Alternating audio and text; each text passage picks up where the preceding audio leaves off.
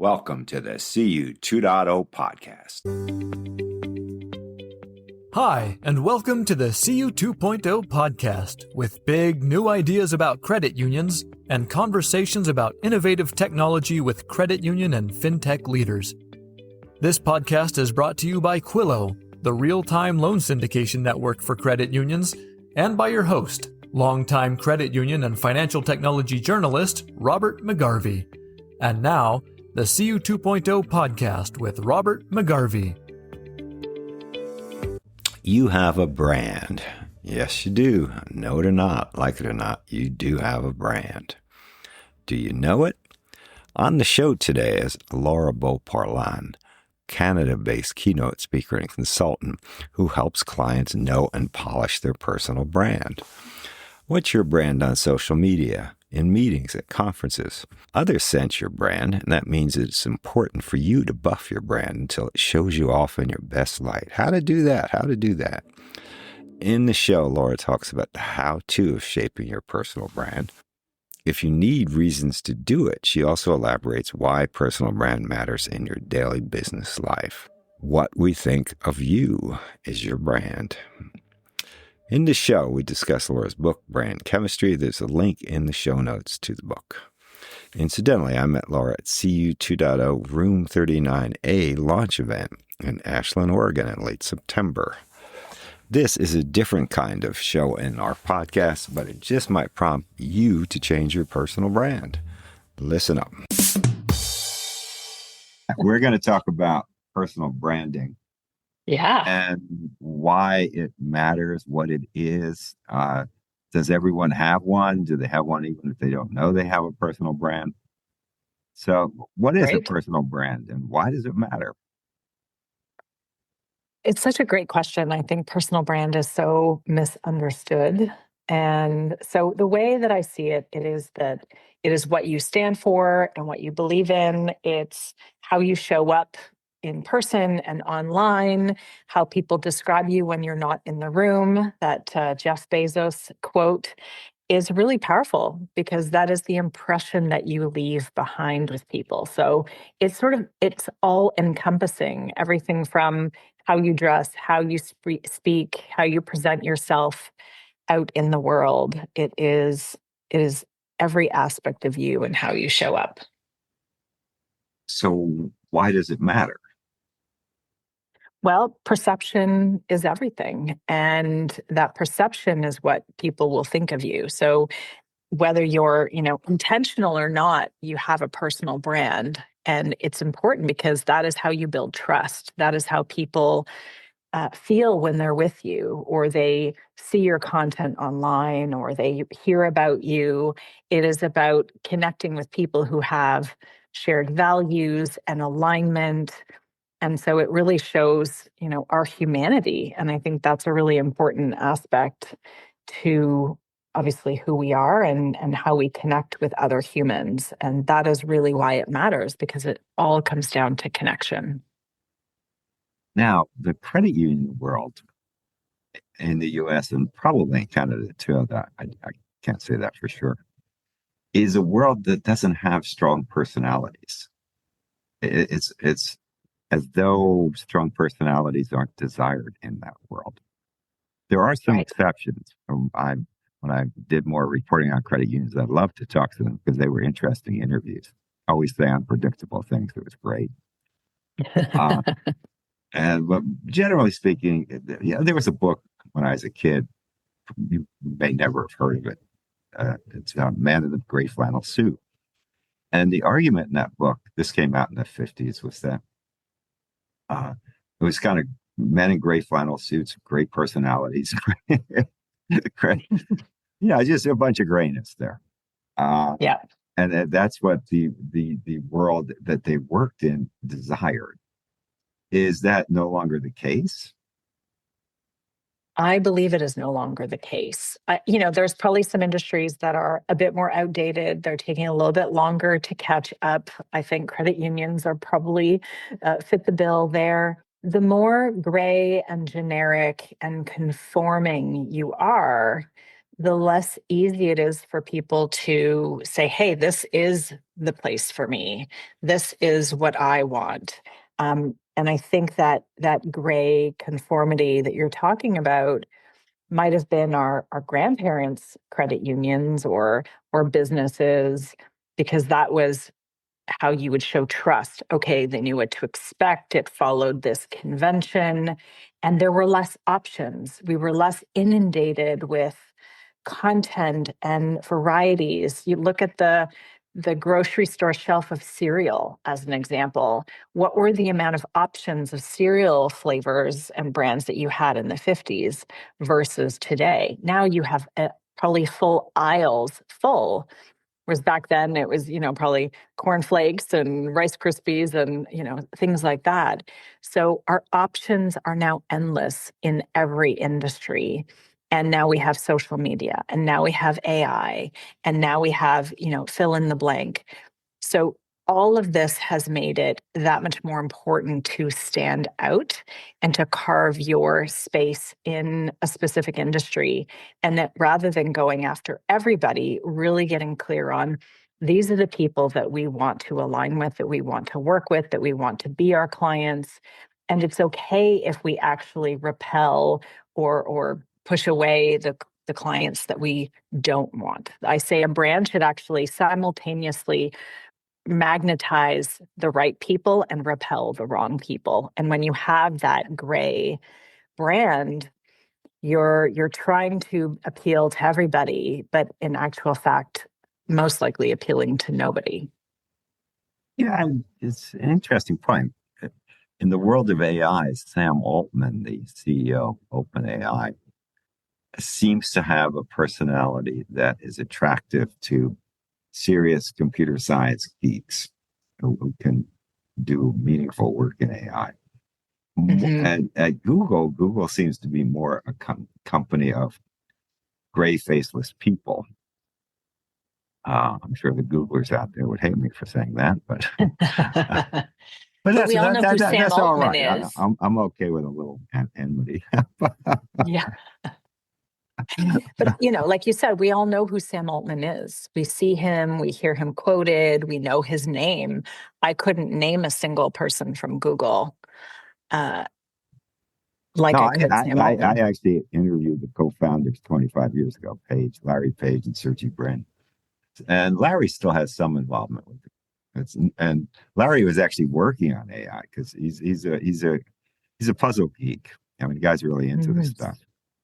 But he doesn't have the charisma with Sam Altman. No way. Right. Uh, Yeah, charisma goes a long way. and you think about Steve Jobs, he was an extremely charismatic guy that many Yeah. people wanted to work with. Whereas Bill Gates was sort of a gray guy wearing ill-fitting clothes. But it's interesting how we can put all of these characters into a framework, a persona, because we've seen them. Their public persona was very much out there talking about the business. We know all of their names because they have been very present. I mentioned Bezos, then you've got Steve Jobs and Bill Gates, and all of these is Sam Altman. All of these founders also have a personal brand, just like everybody does, but they're leveraging their personal brand to also elevate the business.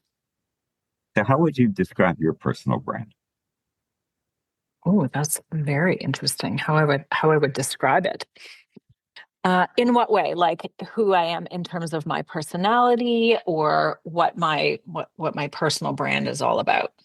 You don't have to answer the question I'm about to ask you, but if I were to ask you, what does Rice Krispies mean to you? What does it stand for? You might have a succinct answer. It's crispy, it's ricey, uh, Mm, blah, blah, blah. Uh, right. so what do you, if I Yeah. mention your name to someone who knows you, what do they think? It's that I'm all about legacy branding. And so it all comes down to legacy for me. So whether I'm speaking or I'm working with clients or, this new AI that I have built, Brandcamp AI, to me, my biggest goal is to help people create a purposeful business and brand for themselves that creates a lasting impact and legacy for themselves. Now, as a people, it gets risky anytime we try to generalize about peoples. I would not say Canadians have a reputation for being extremely extroverted and outgoing. Am I right about that? No, I don't think that's correct. I mean, I think there's a mix, just like any. I wouldn't say introverted versus extroverted as a general Canadian consensus. We're kind of known for being nice. Yes, Had a yes, big yes. Nice. conversation, yeah, with people about that at the event we met at, around being nice versus kind. And I very kindly shared that, I don't ever want to be described as nice, because to me nice is like I'm a doormat. You can walk all over me. I'll concede to you, but you can be strong and still be kind. But you can't really be nice and strong at the same time, in my mind. So I think Canadians have had a reputation for being nice. I think that reputation has been shifting due to some, we won't speak about politics, but the Canadians are starting to find a much stronger backbone and standing up for who we are as a people. And I think that perception is perhaps changing on a worldwide stage. Now, you may be right about that, and that would be a good thing, I think. It's it's a time for backbones. It is a time for backbones, that's for sure. So if someone comes into you and says, okay, uh, help me build my brand, what do you say to them? Well, I want to know why. Like, what is their intention with it? I need to understand their goals, their long term vision. If they could look into that magic ball, 10, 15, 20 years, like, who do they want to be and what do they want to be known for? And then I work backwards from there. I always want to have that sense of where we're going, because I always say I don't create a brand for you where you are today. If it fits perfectly today, you'll outgrow it. And so I always want to have a sense of what is that bigger vision, and what is their zone of genius. And I spend the time to really understand who they are as a person and what their goals and dreams are, and then we build the brand from the messaging and the visual, the logo, the website, all of the other fun things that come with it, that visual expression, to ensure that it aligns with who this person is, that it feels like them, that they don't feel embarrassed by the image that they're putting out in the world, and they feel like it will help them get closer to the vision and the goals that they have. When you talk with people about this, how many of them come to a realization that they're embarrassed by the brand that they've been projecting? Many, more than you would imagine, actually. I would say probably because they're also coming to me. They're in a state where they know they need help. And so probably 9 times out of 10, they are already feeling that way. They sometimes don't even want to send me to their website, or they're like, don't look at my social media. It's a hot mess. It's all over the place, or I've got nothing out there. So there's nothing for you to even find. So a lot of times I find people are already apologizing for it before we've even, you know, looked at anything. And I think if you're feeling that way about it, you're not going to tell people about it. You're going to hide. You're not going to post something. You're not going to share your ideas and your thought leadership. And so you hold back. And that embarrassment is definitely going to hold people back from, sharing their brilliance and helping to elevate the brand and helping to shape, maybe the industry that they're in. I think a lot of leaders have big ideas of things they want to do and the impact that they want to have.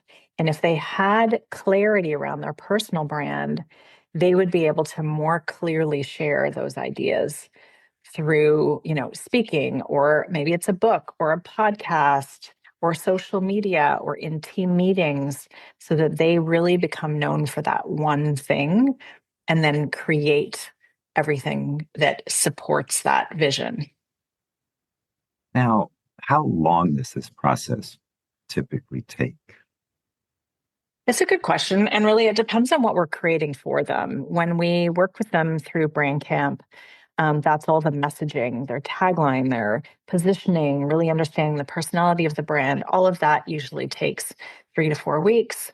And then the design phase is usually 2 to 4 months, depending on what we're creating. So there is a time commitment. However, I always tell people that the time we need them is actually quite minimal. We need them to just be able to show up so I can gather the information that we need to create a really strong brand foundation. And then from the visual side, we just need them to give feedback and be honest and be there and respond to emails, which sounds harder than it actually is.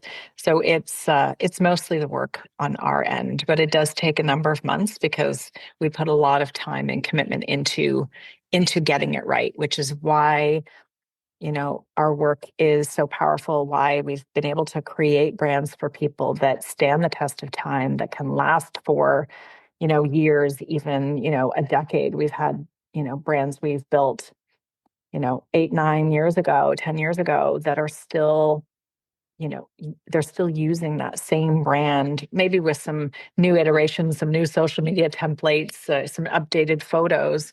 But ultimately, we were able to build them a brand that had that kind of longevity. Now, to go back to where we started, kind of AI. I know more people, I'm tempted to begin to do this myself, who just turn over all email to AI to answer. Right. Is that a good thing in terms of creating and maintaining one's brand? Well, I think there's many use cases for AI. I've been trying it with my own email and seeing what it writes. Um, it doesn't always get it right. It doesn't, we've got to train it. So there's no way I would ever unleash AI on my inbox and be able to send emails without me reading them and editing them and sending them out.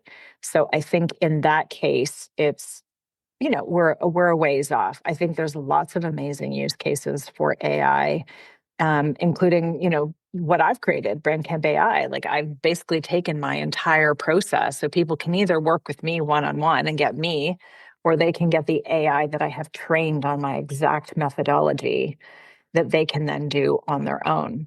Obviously, there's different price points, but I think there's a lot of innovation happening, myself included, in creating amazing AI tools that can do one thing really well for people, as opposed to we all have access to you've got ChatGPT or Grok or Claude and all of these tools, and you start like, okay, I've got this prompt and I've got that prompt and I have this problem and that problem, and it'll get you so far. But we also need to create the systems, so that we're not just throwing all kinds of things into AI and hoping we're going to get a good result, as opposed to training it in our voice, and the way that we speak, which is why I've created um, custom GPTs for our clients based on the brand foundation we build through Brand Camp, so that all the content they create is on brand. So they almost don't even need the prompts anymore. It is created to ask them the questions that it needs to know. So you're not sitting there going, I don't even know what to say or what to do. So I think there's many amazing ways that we can use AI. And I think there still requires a lot of human touch points in between, which I think is a good thing. Where did you get the idea to build this company of yours? That's a good question. So Lab Creative, came to be almost 10 years ago. In fact, it was 10 years ago this month that I started to realized that my previous business was no longer the direction I wanted to go in.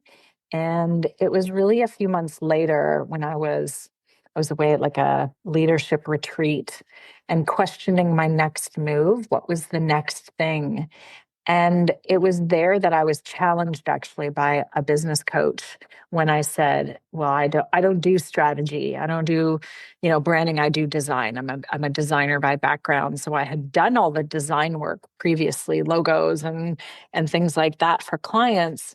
But somebody else always did the messaging piece. And she started to really poke at that and poke holes in my theory that just because I didn't have, an education in this and I didn't study that, I actually had something really powerful, and that part of it was just innate in me. We can't always see our own zone of genius. It's other people who see it for us. And and what she reflected back to me is that my zone of genius is actually finding other people's genius and then putting it into words and visuals. And so that really prompted me to create Lab Creative. And I created Brand Camp, which, is basically taking all of these things I'd learned and my design skills over the years to create this really comprehensive offering that I knew could have a much bigger impact. And then that led to my book, Brand Chemistry, which is based on Brand Camp. And then, at the beginning of this year, with everything to do with I was like, and knowing that it was going to have a huge impact on my industry, I was like, I have to get ahead of the curve. I want to be at the forefront of this, not waiting until AI decimates my business, which it could if I rest on my laurels. And so I knew that I also wanted to create a scalable business. And so I basically spent about 8 months crafting BrainCamp AI. I thought it would take a few weeks. I guess I was very egotistical of me to think this is going to be super easy. But it took months and months of iteration and taking not just the process I had down on paper, but everything that was in my brain and the way that I structure things and the follow-up questions and all of the behind the scenes to create this tool. And so I think that I've created something really powerful that can change a lot of lives of entrepreneurs and founders and CEOs who want to create a business brand or a personal brand and don't have a huge budget and don't have a lot of time. But I've scaled me. And that was a big reason why I wanted to create that as well. I wanted to be at the forefront of it. I wanted to be able to create something scalable. And I knew that this was going to be the best way for me to reach the most people and have that impact that I really desire to have. Are there other people doing essentially the same thing, offering essentially the same product and service? I couldn't find anything that close. I would say the closest is I don't know if you've heard of Donald Miller. He's got Story Brand. He's fairly well known in the branding space. So he has that book called Story Brand. He has an AI, storybrand.ai. It's different, but it's the closest thing that I could find out there. So it's actually very new. There isn't that much out there when I was doing my research. So it's still fairly new, and it's an interesting time to be in this space. Yeah, I mean there are oodles of personal growth trainers, and Yeah, essentially people growing out of S spirals. It's then there's sales trainers like Tony Robbins. It's yeah. oodles of them, and I've and there are other kinds of retreat mavens. I've never heard of anybody doing quite what you're doing. So Mm. I certainly Well, know thank you. corporate identity experts who come in and they'll do the graphic the big picture graphic design Hmm. stuff like that Yeah, and work on messaging, but personal branding never figures into this with them.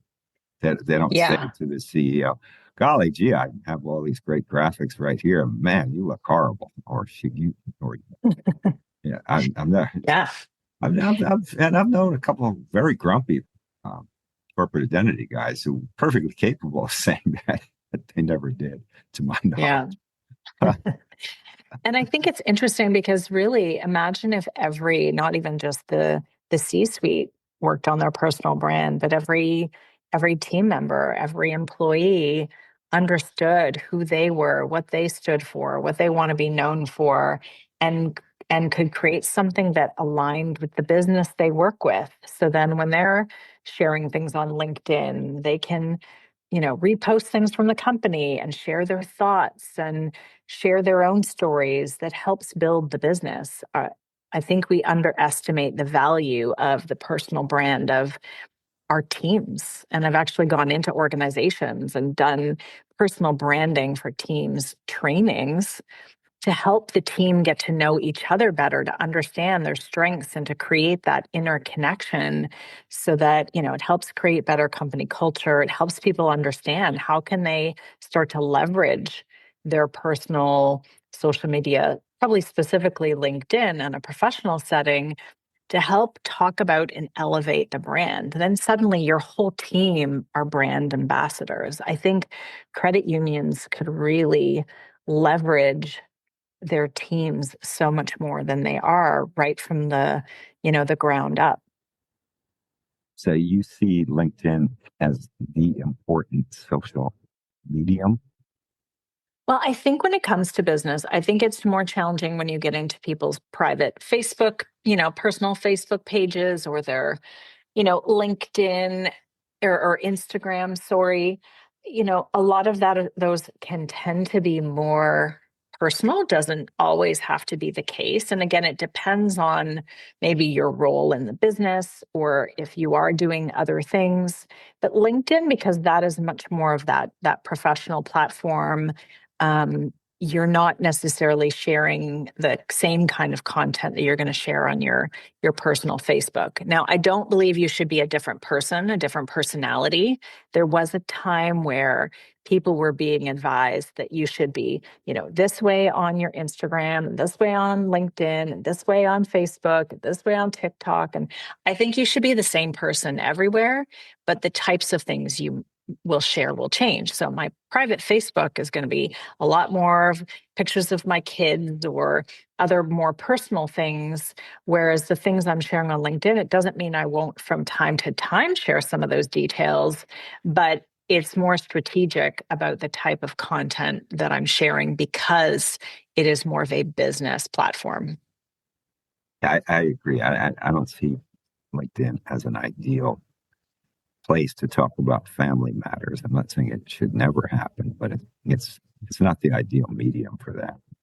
Yeah, that's not where I'm going to see pictures of your lunch or your dog. I mean, not that I want But to see that if the everywhere dog's in the anyway, but office, if the dog's in the yeah, office with you every day, maybe I do want to see pictures of the dog.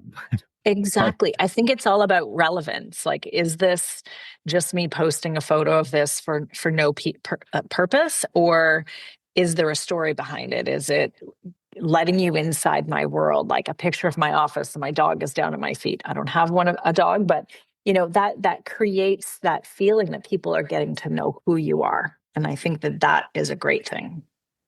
are there particular business sectors where you get more resonance? People are more interested in what you're saying? Not necessarily. We've always been industry agnostic for a few reasons. One, I have found that as creatives, it can be quite stifling and we'd lose our creativity if we were only ever working in one industry. I think we would find that kind of boring. So selfishly, we don't focus on one specific niche. And also, I've seen places where you know, somebody really focuses only on one industry and everything does start to look and sound the same. And that is exactly what we're trying to avoid. We really believe in taking sensibilities from different industries and crossing them over so that you don't look, back to the gray, flannel or, the gray suit concept. We don't want you to look like that. And that can happen. But I would say that it's not even just the creative industries. Sometimes it is the industries that they want to disrupt it more. Like a lawyer, we worked with a personal injury lawyer. He's like, the reputation of people in this industry is terrible. I want to shake free of that. Or, somebody in financial services, a financial advisor or something. they also don't want to look and sound like everybody else in their industry. And what we're really good at is helping you stand out in an industry that is very much known for that. We've worked a lot with wellness professionals and, naturopaths in particular, we had worked with a lot over the years. And it's a very green leaf industry. So a lot of the logos, the branding, you'll find green, there'll be leaves in the logos, and everybody starts to look really generic and the same and targeting the same audience. So we've worked in some verticals over the years, and the people who come to us see that there's so much commonality in the way that everybody looks and is positioning themselves, and they know they need to stand out in order to attract the right clients.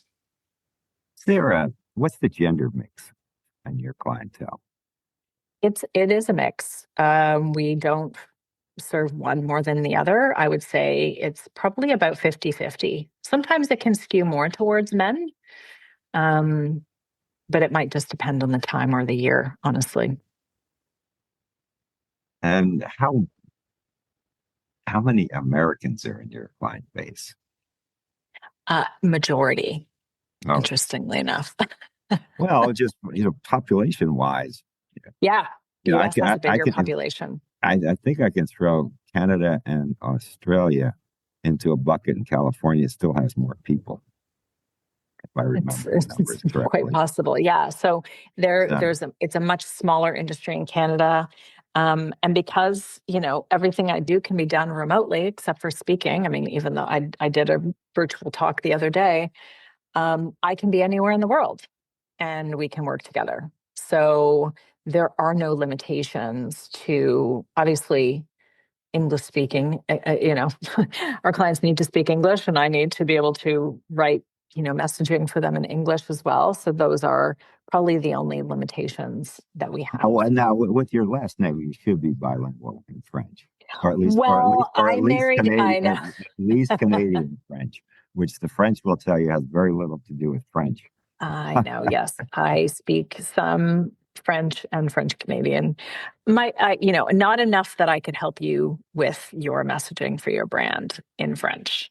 So, but there's a lot of more tools now that, from a translation perspective. But I think we're a ways off from me being able to just work in English and translate directly into French. I'm married into the name, so French is not my first language. So I cannot say that I can create a brand in French. Now, I assume you go to a meeting, and I met you at a meeting. I assume you don't sit there looking at the attendees saying, well, I can fix this brand, I can fix that brand, or do you? No, because I mean, I think that's what sometimes people are worried when they like hear what I do, and they're like, "Oh, okay, don't look at my LinkedIn or don't look at my website." And that is not at all how I approach things. I love to just get to know people and who they are. And sometimes something will come up in that conversation, and I'll be able to give them some guidance or hear something that maybe they can't already see for themselves. But I'm never in the mindset of I'm gonna tear you down. I'm gonna see everybody as a prospect and like I could fix this. And maybe I can, but I really love to build relationships and see how I can, really connect with people and then help them see what they do best. And if it's meant to be, then we'll connect and the work will flow from there. Are there people you would turn down if they asked for your services? Um, yes, I think I would say if there was a company that there was a misalignment of values, I didn't believe in what they were doing as a company, maybe ethically, environmentally, whatever that might be, I would definitely turn them down. I did actually turn somebody down a number of months ago. There was too many red flags on the call about him saying there was just certain things he was kept saying on the call that I'm like, he's still asking me for a quote and he's still asking, but I'm like, this will be an absolute nightmare client. And we will all lose in this, and it's not worth the money. Yes, So I've gotten really good at the gut check. And I think we often disregard that, like it's not valid. And what I've learned is that when I don't listen to my gut, that's when I get myself into hot water and I take on a client that I knew that I should not have. And then it comes back to bite me in the butt. I also think a good thing to think about is, can I actually get this person the goals that they want? Yeah. And often I think to myself, well, I can't. It's not realistic in this case, at least not with me. Yeah. It's, Yeah. it doesn't hurt my ego at all to say, well, yeah, I really just can't help you. I mean, I'm not the Yeah. person. It's, I've also told people a step that I think they need to do before me. Like that if they, especially if they have, say, a limited budget, I'll be like, listen, I'm not the first place that you should start. Start over here with this, and then come to me when you're ready. So I'm also really honest and letting people know I'm not just going to say, yeah, for sure, we could do that, when I really think that there's perhaps something else that needs to happen. Because I also know that our work will be that much better if they've perhaps done this other step first, or, whatever that might be. well, you also have a book where people could start on their own, I suppose, Exactly. Yep. and Exactly. decide a bunch of things like, do I like this approach? Do I like this method? Do I think it will work for me? Am I seeing Exactly. any gain, however small, for doing it on my own? It's Yeah. and I think that's an extremely low cost way for someone to say, geez, I'm interested in this, but I don't Yeah. know. So buy the book and work through it and see what you think. Yeah. Absolutely. That's a great point. And it really is a relationship. Our clients are not numbers. Our clients are people, and we have great connections with them. We cheer them on, we're supporting them, we believe in what they do, and that goes a long way. Because we don't have a high volume number of clients at Lab Creative, we spend the time to really get to know our clients and provide that level of guidance and support, and that feeling like, oh, they've got me. And that is not replaceable by AI. And that is really important to me, that we get the right clients. Because if it's the wrong client, then we're not going to have that same connection, and it's not going to work for anybody. But before we go, think hard about how you can help support this podcast so we can do more interviews with more thoughtful leaders in the credit union world. What we're trying to figure out here in these podcasts is what's next for credit unions. What can they do to really, really, really make a difference in the financial scene? Can't all be mega banks, can it? It's my hope it won't all be mega banks. It'll always be a place for credit unions. That's what we're discussing here. So figure out how you can help. Get in touch with me. This is rjmcgarvey@gmail.com. Robert McGarvey, again, that's rjmcgarvey@gmail.com. Get in touch. We'll figure out a way that you can help. We need your support. We want your support. We thank you for your support. The CU 2.0 podcast.